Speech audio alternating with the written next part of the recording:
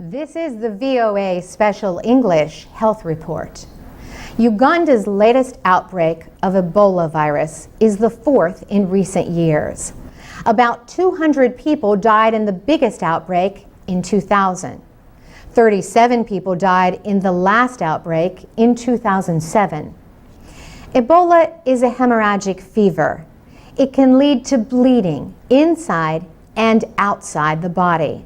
Symptoms of the disease include high fever, vomiting, and sometimes diarrhea. Other signs include weakness, muscle pain, headache, and sore throat. Ebola spreads through contact with blood or other body fluids of infected people. The virus is often deadly. There is no cure and no vaccine to prevent the disease. In July, President Yoweri Museveni urged Ugandans to report all suspected cases of Ebola. He also urged people to limit their physical contact, even shaking hands. Yoweri Museveni said, "We discourage the shaking of hands because that can cause contact through sweat, which can cause problems. And when people are sick in hospitals with symptoms which look like Ebola, they should be handled by medical workers wearing protective gear." President Museveni also warned people to let medical workers bury suspected Ebola victims. He said, "Please do not take on the job of burying him or her. Call the medical workers to be the ones to do it, because they are the ones who can do it safely." Most of the cases in the latest outbreak have been reported in western Uganda. A World Health Organization official said the first cases in July were mistaken for cholera. But Dennis Luwamafa from Uganda's Ministry of Health says Uganda has improved its ability to identify cases of Ebola. He said Uganda is probably in the lead when it comes to dealing with hemorrhagic fevers in Africa. He said the diagnosis of the Ebola virus outbreak was done in Uganda. Dennis Luwamafa said although the disease is also found in nearby countries, outbreaks are not always identified. He said, in other countries, especially in some of the neighboring countries, many times Ebola goes unrecognized, and other times it goes unreported. He said in some neighboring countries, Ebola destroys whole villages. He said it then disappears because there is nobody left to infect. Ebola fever is named after a river near the first recognized outbreak. That was in 1976 in Zaire, now the Democratic Republic of Congo.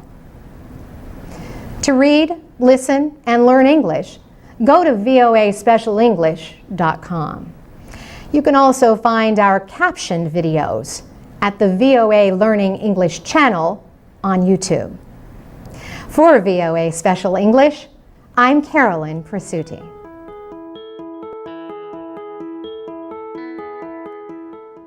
From VOA Learning English, this is the Education Report. Street children in Ethiopia say their biggest need is shelter. But a study shows that local non-governmental organizations and community groups rarely offer what the street children want. The international aid group Save the Children did the study. One of the researchers says the limited services provided by local NGOs do not match what the children see as their greatest needs. Save the Children talked with children living on the streets in 5 major cities, 3 regional towns, and 8 rural villages. The children discussed many subjects, including their needs, their health, and the risks they face. There are about 30,000 street children in Ethiopia. About 17,000 of them live in the capital, Addis Ababa. More than half of the children do not have access to shelter or enough food. They survive mostly on what they receive from shining shoes, selling small items to passers-by, and appealing to strangers for help. The street children face health threats. Research shows that about 30% are seriously sick, but most do not have any kind of treatment available. About 40% of the children may have been forced to have sex. The children believe that having shelter will reduce these kinds of risks. The child assistance group Goal Ethiopia used to provide shelter for street children, but it found that this discouraged the children from re-entering their own communities. The Ethiopian government is finishing work on a national social protection strategy. It will include new ways of providing support to families to reduce poverty and keep children off the streets. For VOA Learning English, I'm Mario Ritter.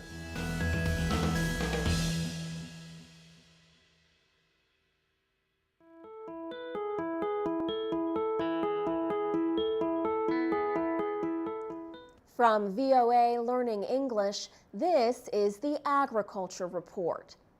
Some people say eating hot chili peppers can help you breathe easier if you have a cold. Others believe that chilies give you more energy. All we know is that people have been growing chilies for centuries, and there are plenty of different kinds of chili peppers to choose from. Want to spice up your meals with homegrown chilies? They need a warm climate. If you plant the seeds outside when the weather is cool, place a glass over them. That will add warmth from the sun and protect them from wind. You can also start the seeds in your home or a greenhouse. If you plant chili peppers inside, fill an 8-centimeter pot with soil. The pot should have holes on the bottom so water can run out. Drop seeds over the surface of the container and cover with a thin layer of vermiculite. Vermiculite is a material that can hold air, water, and nutrients. Then cover the top of the pot with a see-through plastic bag. Hold the bag in place with a rubber band. Place the pot in a warm area. You should take off the bag when the chilies start growing. When the plants have reached about 2 centimeters high, place each one in its own pot. When the roots show through the holes on the bottom of the pot, transplant each seedling into a 12-centimeter pot. When the plants are 20 centimeters high, tie the plants to a stick placed in the pot to support them. When the chili peppers are 30 centimeters high, pull off the tops with your fingers. That should get new branches to grow. When the first flowers show, give the plants some potash fertilizer. When the weather is warm, Put them into 5-liter pots and place them outside. Make sure they get lots of light and water. For VOA Learning English, I'm Alex Villarreal.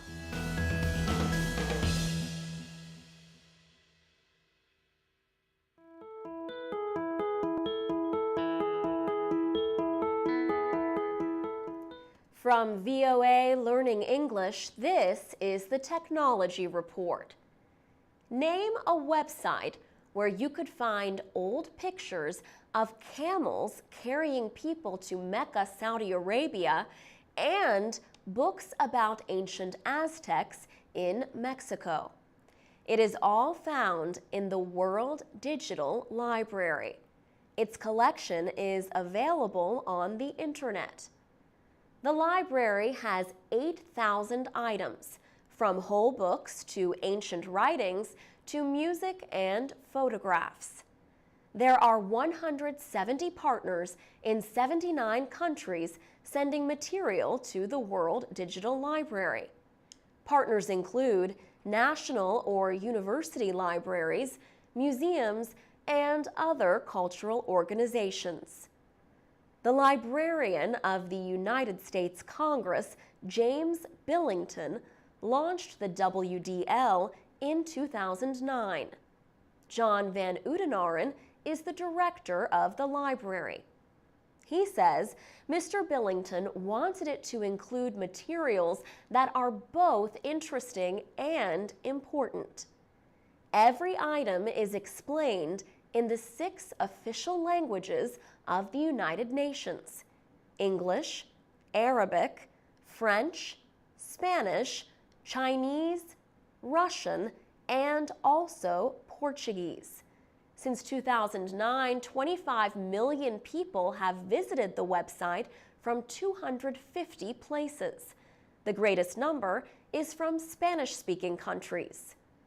John Van Oudenaren says users include schools, researchers, and anyone interested. He was especially happy to hear from one teacher in New York City. She said it was wonderful to have a website where people around the world could find interesting and important items. Musa Marawe is a researcher for the WDL from Sudan. He works with all the materials that are in Arabic. Musa Marawe believes the library provides tools for understanding, especially among Arabs, Muslims, and the United States. Anyone may search the World Digital Library by subject, time period, kind of document, or area of the world. The website is www.wdl.org. For VOA Learning English, I'm Alex Villarreal.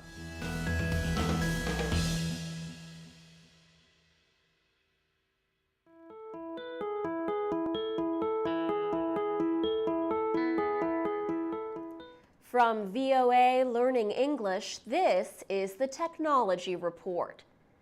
Name a website where you could find old pictures of camels carrying people to Mecca, Saudi Arabia, and books about ancient Aztecs in Mexico. It is all found in the World Digital Library. Its collection is available on the internet. The library has 8,000 items, from whole books to ancient writings to music and photographs. There are 170 partners in 79 countries sending material to the World Digital Library. Partners include national or university libraries, museums, and other cultural organizations. The librarian of the United States Congress, James Billington, launched the WDL in 2009. John Van Oudenaren is the director of the library. He says Mr. Billington wanted it to include materials that are both interesting and important. Every item is explained in the 6 official languages of the United Nations: English, Arabic, French, Spanish, Chinese, Russian, and also Portuguese. Since 2009, 25 million people have visited the website from 250 places. The greatest number is from Spanish-speaking countries. John Van Oudenaren says users include schools, researchers, and anyone interested. He was especially happy to hear from one teacher in New York City. She said it was wonderful to have a website where people around the world could find interesting and important items. Musa Marawe is a researcher for the WDL from Sudan. He works with all the materials that are in Arabic. Musa Marawe believes the library provides tools for understanding, especially among Arabs, Muslims, and the United States. Anyone may search the World Digital Library by subject, time period, kind of document, or area of the world. The website is www.wdl.org. For VOA Learning English, I'm Alex Villarreal.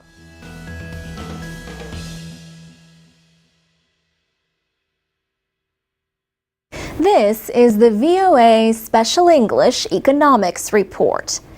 The chief executive who presented the latest and coolest electronics to the world has stepped down.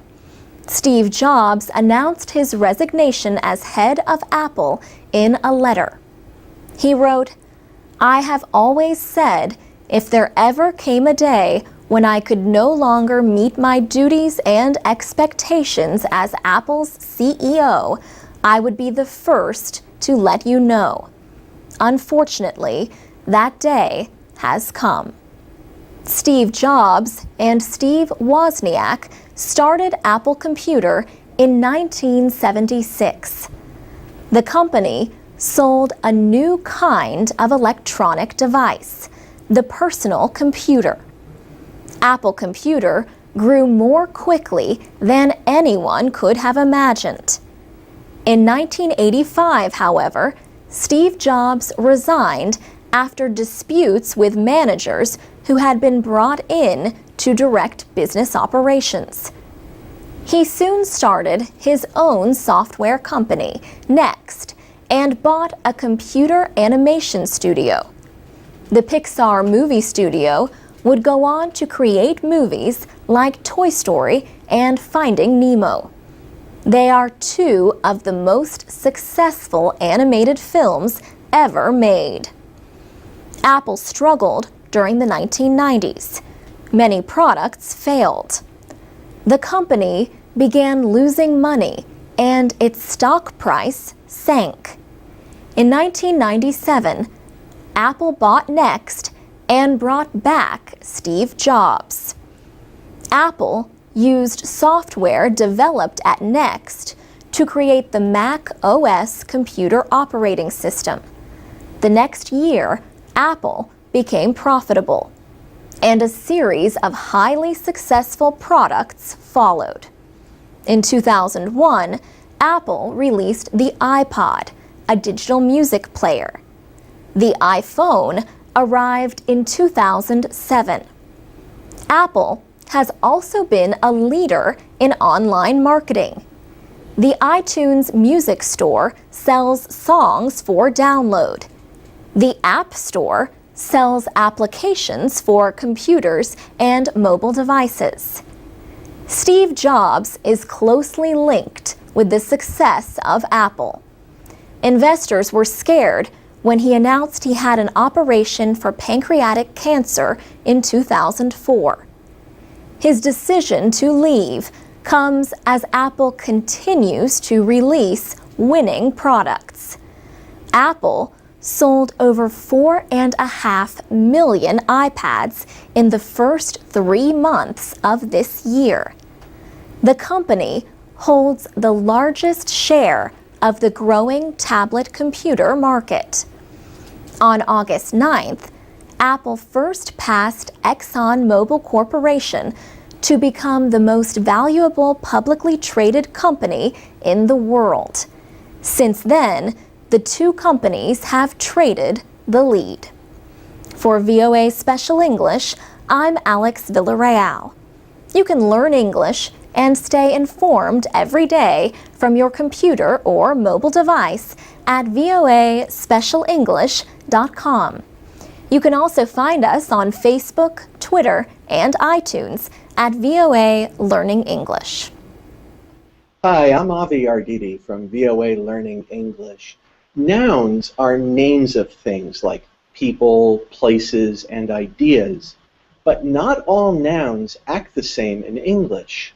In fact, some nouns can be a little tricky to learn. Jane Mars from learnersdictionary.com is here to explain. Hi, Jane. Hey, Avi. So yes, today I'd like to talk about a particular kind of noun that many learners find difficult. This noun type causes people to make mistakes. We're going to start just by looking at a list of 6 nouns. And I'm going to ask Avi if he could read them out loud, and those of you who are watching, see if you can figure out which one of these nouns is different from all of the others. Okay, so the list... Avi, go for it. Okay, we've got architects, classes, libraries, mice, laws, and equipment. Okay, so the question is, which one of these nouns is different from all of the others? And you might have noticed that all of these nouns, except for one, are plural. So let's take a look at them and see if we can figure out which one isn't plural. Okay. Architects, it's got an S at the end, definitely plural. Classes, it has an ES at the end, definitely plural. Libraries, got that S, plural. What about mice?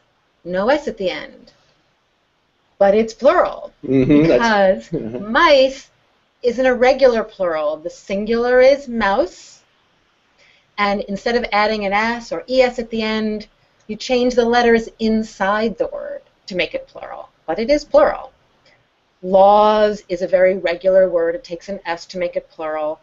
What about equipment? Equipment is not plural. So, Avi, could you make equipment plural for us? Well, let's see. I guess I would say if I were talking about more than one piece of equipment, I would have to say 3 pieces of equipment or all of the equipment, right? Can you say equipments? Equipments? No. No, you can't. Okay, so equipment is what we call a non-count noun, and it can never be plural. And it's these non-count nouns that often give learners trouble because they act a little bit differently than the other kind of nouns, which are count nouns. Count nouns are very regular. Non-count nouns are a little bit different. So what's different about non-count nouns? And Avi, if you could work on bringing up the next slide, we can take a look. All right, there we go. Avi's working on that. So the first thing we know. Okay, the slide is up. Thank you. Non-count nouns don't have plural forms. There is no such word as equipments. Don't say it. The next thing that's different about non-count nouns is they can't be used with plural verbs. So this informations are wrong is a wrong sentence, okay? You can't say that. You have information is a common noun that is non-count. And so if we want to talk about this idea, we have to say this information is wrong. Or these pieces of information are wrong. That's true. Right. The next thing that's different is that, okay, well, this is a little obvious. They're called non-count nouns. You can't count them. You can't say one homework. Homework is another very common non-count noun. You can't say 2 homeworks, 5 homeworks. You can't even say a homework, because a means sort of the same thing as 1, and that's counting. And then finally, non-count nouns can't be used with the words many or few. So if you want to talk about how much homework you have, you can say, I have a lot of homework.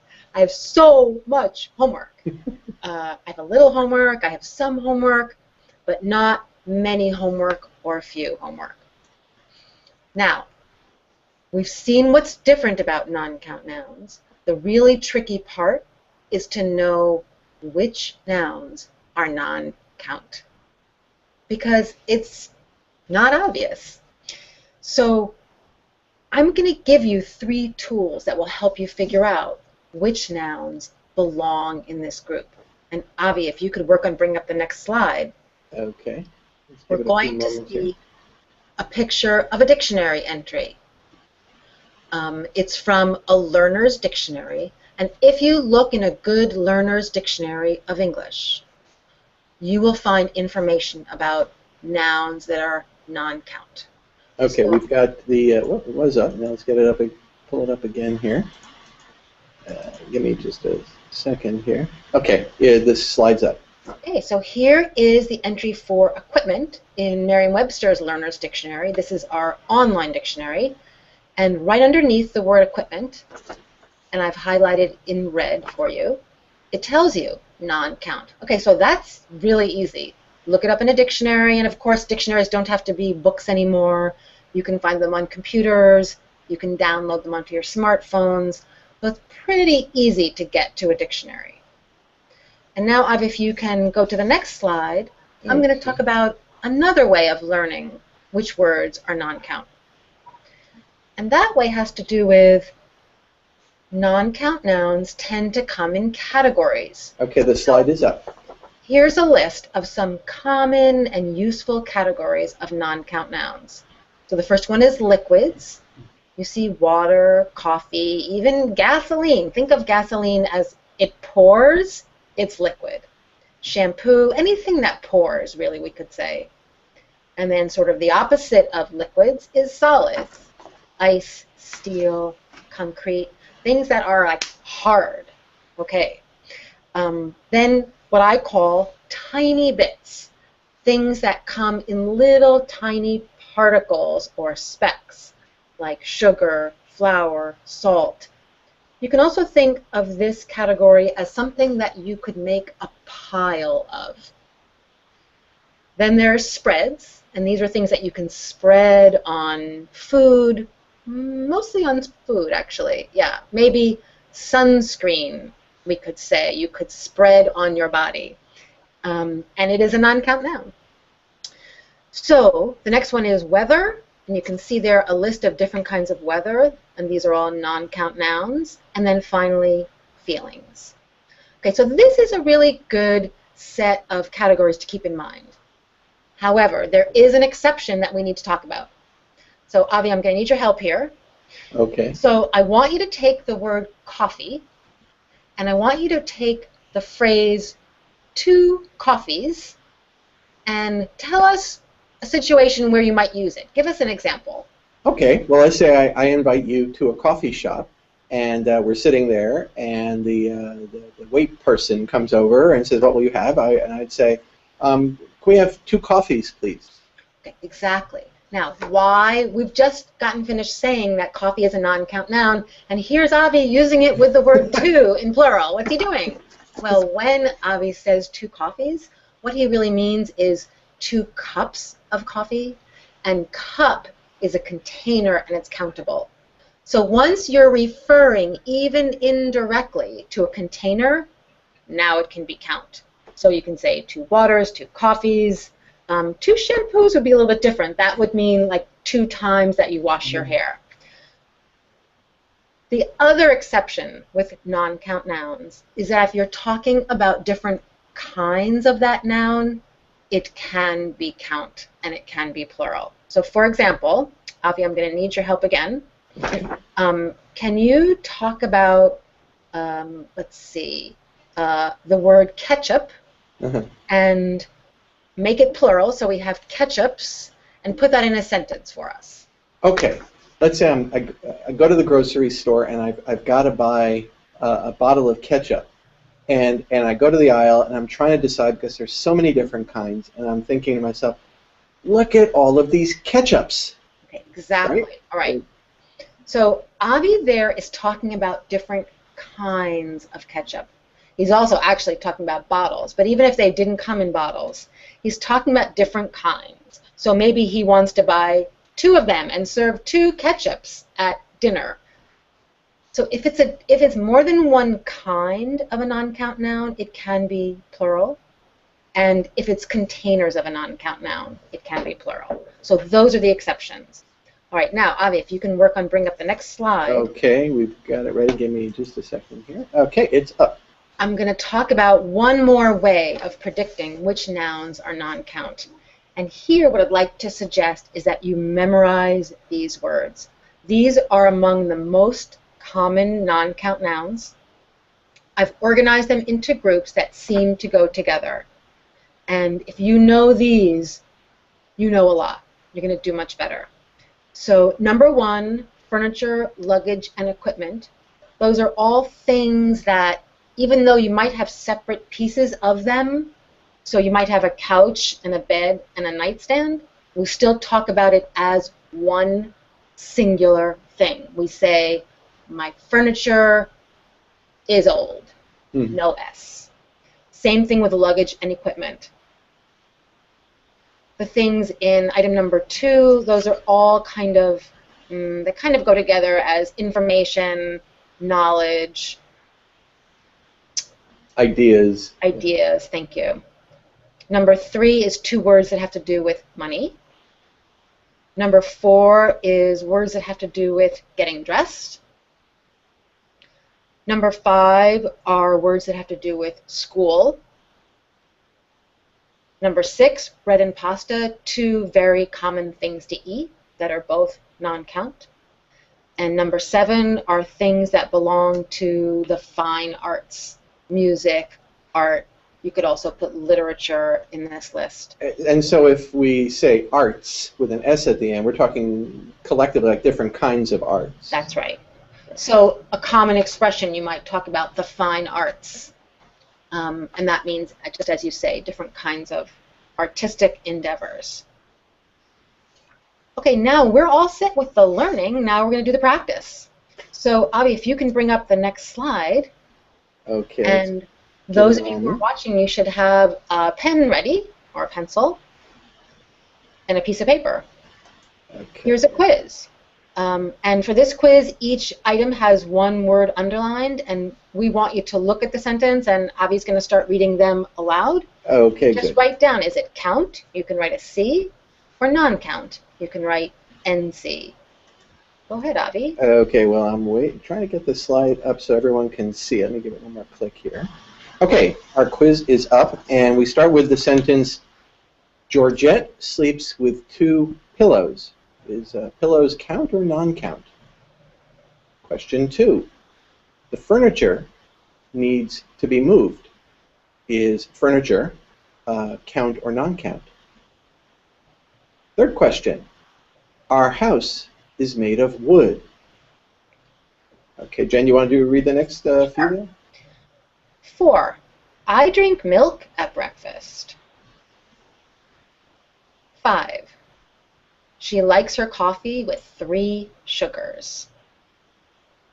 6. There's going to be an exam tomorrow. 7.